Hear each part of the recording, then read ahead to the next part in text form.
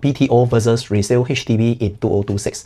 Why suddenly we have this topic is because lately we meet up with many clients and their main concern is, are the HDB, BTO, or sales of balance flat going to affect or going to benefit their resale HDB? So let's zoom down into what actually happened. As you can see from the chart, HDB actually have been releasing a lot of BTO lately, especially sales of balance flat as well. There's some promises that you can get the sales of balance flat maybe in less than 2 years, or maybe some already, if you're lucky enough, is already ready for you to select. So what happened is that shorter waits for 1,300 BTO flats in February sale. Other than that, there's a few pieces of land released as well. And then their promise will be more than 9,000 BTO released. And this year is something special. They're going to release another one in June. So what happened is that HDB have been trying to stabilize the HDB prices. So today I'm going to cover 3 topics. First one will be, is the BTO and sales of balance flat going to benefit your resale HDB? Or resale HDB will be affected? And what options do you have?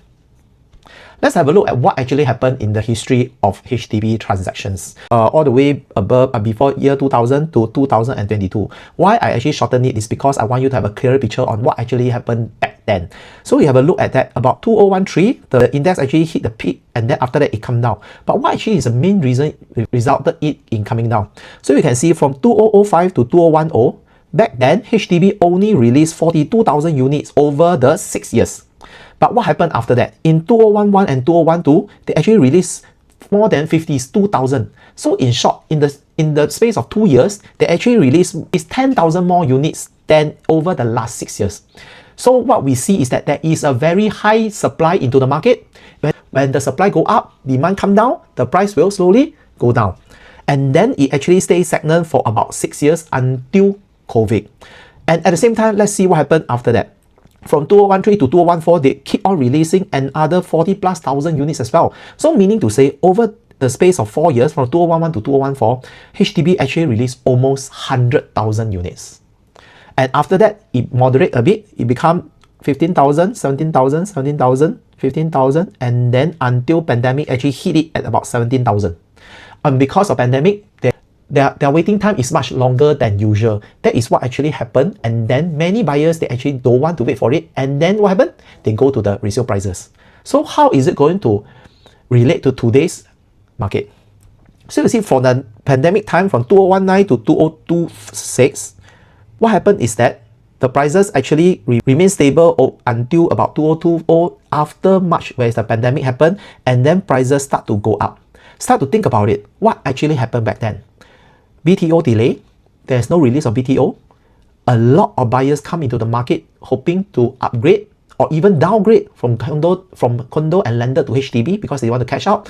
And that's what also resulted in HDB come out with a new cooling measure that whoever downgrade have to wait for 15 months unless they are 55 years old and above, they can straight away buy a 4-room flat. So you see, from here to here, the HDB resale prices actually increased from about 422 PSF to 645 PSF. That is almost a $200 increase. That is almost 50%. Our minister actually announced that they're going to pump up BTO's flat supply further to moderate resale prices if the prices never take effect according to what they want. So, is this going to affect the private condo as well? Let's have a look. For new condo, it works actually differently. What happened? Because the developer have to first of all bid for the land. Land price nowadays are quite high because Singapore is very small and a lot of developers want to come to Singapore. So let's say, example, the land price is about $1,000 PSF. In order for them to break even, they have to at least sell about 1,800. So when we add on the 10, 15, 20% of profits, they have to sell about 2,200 PSF. Let's say, example, today a 3-bedroom brand new is about $2 million. The resale condo nearby, they can actually get about 1.5 million to 1.8 million. So this is a different ballgame compared to BTO versus resale HDB, because BTO is a heavily subsidized piece of housing by the government. That is why a lot of Singaporeans, they can benefit from it and manage to get it at a much lower price compared to the resale HDB. Let's go to this example in Tampines. So you see, in Tampines, this particular cluster, Tampines Greenwich, is actually going to MOP in the next 6 to 12 months. or some of it already MOP. It depends on when they actually collected the keys. So back then when they buy the house, we are comparing all 4-room flats, it's starting from 398 to 501,000. So you compare, they are brand new. When one street away from them, although nearer to MRT station, another cluster which is 5 years older, the TOP in 2015, that means the MOP in 2020, their transaction is actually about 825,000. So can I say for all these clusters of owners, when I would say every one of them, maybe 30-40% they want to sell, would they actually use this as a good guide for them to sell? Let's say example, they want to sell at about average 8 to 5K for the same floor. Naturally, they're going to attract more buyers into this cluster. When more buyers go into this cluster, can I say that in order for the clusters here to attract back the attention, they will have to lower down the prices. Okay, so let's go further a bit. Further from this new cluster, but nearer to MRT station, there is another cluster which is 700 plus. This one slightly older. It's built in 1995, which is 20 years from this cluster and 25 years compared to here. The transaction in last year of September is about 645,000. So you think about it. If the owners over here are asking about 625, can I say this owner over here, they might drop to about 780 or lower. And if they were to drop, can I say all these owners will indirectly be encouraged to drop their price as well in order for them to let go and move on. And also have to take note, all the owners over here, they might have bought the house back then, maybe 100K or lower. So for them, any amount 500, 550, 600 to them is a good profit. Do you agree with that? So what actually is going to happen? There is a release of a sales of balance flat or BTO in this area. And they are going at prices starting from 459,000. That is excluding the grants. Including grant is about 404,000. So you see, this one is much more nearer to MRT station, brand new. All I need to do is to pay $10 for the chance to maybe get such a good location unit, brand new, at 400 to 460,000. Isn't that a very good deal? So imagine all these owners, after they stay in, they move on, the MOP, they are going to sell their house. Back then, we are not sure what's the market rate. Maybe they can sell about 900,000. If here can sell at 900,000, can I say it's still a very good profit for them? And do you think that this cluster here will have to drop their price as well? Indirectly, it's going to affect all this cluster and these clusters as well. Okay, now let's have a look at actually what happened to these owners during the 2012 to 2020 cycle. So in 2011-12, there is a unit sold at 478,000. After that, as you remember, the market actually go down, right? It actually hit as low as 418,000 in 2017. That is a difference of $60,000. $60,000 for a 500,000 unit is almost like 12 to 15% difference. That is a huge difference for a HDB owner. But after that, because of pandemic, it start to move out, and today it actually hit 665. So we see this whole cycle here from the peak. Actually, it go down because naturally they have to go down, and after that it stays stagnant for a while, and then it move up because of pandemic and supply versus demand, and there's a shortage of BTO and sales of balance flat, and the whole market actually pushes up the prices of the resale HDB. Let's have a look at another example in Punggol. So let's have a look at Punggol. This time they are just opposite, but their age difference is 2002 versus 2015, which is 13 years difference. So what happened is that about 642C go through the cycle again from 2012 to 2026. The prices actually hit the peak at about 2013, then it dropped about 28.6%, and then until 2016, and then for the next 2-3 years, it actually stays stagnant or moved down a bit, 2.62%, not a lot compared to 28%. After that, it actually shot up as high as 61%. Let's have a look at the numbers. So in 2013 March, 7 to 9 floor actually transact at 518,000. 2018, higher floor, 10 to 12 floor, actually transact at 380. That means there is a difference of 138,000. 138,000, if we're going to calculate by the whole quantum of 380,000, is almost like 30%. Correct me if I'm wrong. So after that, what happened is that it actually went back up to 580,000. So this cycle allows us to see HDB prices will go down and come up. It depends on the market, and it depends on a lot of characteristics which we need to find out more. So the opposite one, let's have a look. The latest two transactions in block 664A 10 and to 12 floor was transacted at about 648 to 680,000. Compared to 580,000 is almost like 100k difference, but they are 13 years old younger.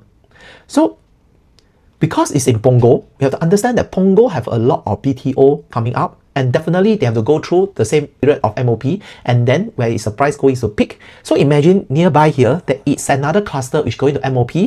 Can I say they will be asking prices around 640 to 680 as well? Let's say they transact at 700k. If they were to transact at 700k, can I say this owner need to lower down their asking to maybe 600k or lower in order to attract buyers? And at the same time, here we'll have to lower further, just exactly like what happened to these transactions, in order to attract buyers. So think about it. Is the BTO sales of balance flat going to benefit resale owners? But not all HDB have go through the same cycle. The answer is no. Let's have a look at this example. This is at Simei. Simei is a very interesting place. It's not very big. There is not as much as BTO compared to Punggol. So buyers love Simei. They have much option to compare. And when we are talking about near to MRT station, these are the strong point for you to hold on to the value of a property. So let's have a look at what happened at block 256. So you have a look. It hit a high in 2013 to 530,000, but it have a slight little drop in 2015 to 460 before it actually rebound strongly in 2016 to 500,000 to 523,000. So this is a very, very interesting part that actually dropped 70,000. But unlike the two previous example, it ever go down further, it actually rebound. So my guess is this unit might have a quota issue that Chinese buyers cannot buy. That's why the price actually dropped a lot. It's just a wild guess. If you know the answer, kindly drop me a text so that we can all learn from there. These prices actually move back to same as 2013, and in 2020 it remained the same. So it shows that when there isn't much supply in this whole area and your location is good, the prices won't be affected as much as the previous two examples. And today, it actually hit a high of 623 to 660,000. If you are a buyer today and you're looking for something which is similar to this, and let's have some discussion over it. So what options do I have if I were to stay in the previous two examples, like the Tampines and Punggol, where I'm staying for quite some time? I'm not the oldest, but at the same time, there are a lot of BTO coming out to compete with me in future. What I can suggest is there are three options. Number one, we can actually change bigger. Example, from 4 room to 5 room. So your biggest concern might be, Elson, today I change from 4 room to 5 room. That means I need to pay more installment in future. You are actually not wrong. But at the same time, I have did some calculations for most of my clients. By upgrading, it doesn't mean that you have to pay more installment. In fact, they actually prolong the whole installment period, and then they don't even need to fork out any additional cash for the installment. At the same time, they get to upgrade to a bigger size. Number two, upgrade in terms of location. Let's say today you are staying somewhere quite far apart from MRT station and you would have to take about 15 or 30 minutes bus ride or LRT to the MRT station. Why not take this opportunity? Let's upgrade to a better location near MRT station comfortably. Number three, newer flat. Let's say example, today you are staying in a HDB that's already 30 years old. Why not take this opportunity? Let's go to something that is only 15 years old. We have to do a proper financial calculation, at the same time have a very strong safety net in order to make this move. These are all for sellers. If you are a buyer today and you find my sharing very interesting and you would like to know more, let's work together. At the same time, I can show you something known as mainstream.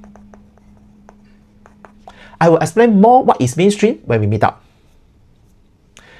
Thank you for watching until here. Just click onto this subscribe or WhatsApp me, or maybe follow my TikTok. I have a few videos about my existing listings as well, and I have more sharing about HDB and private condo differences and what to look out for. At the same time, also my IG account. Hope to see you soon. Bye.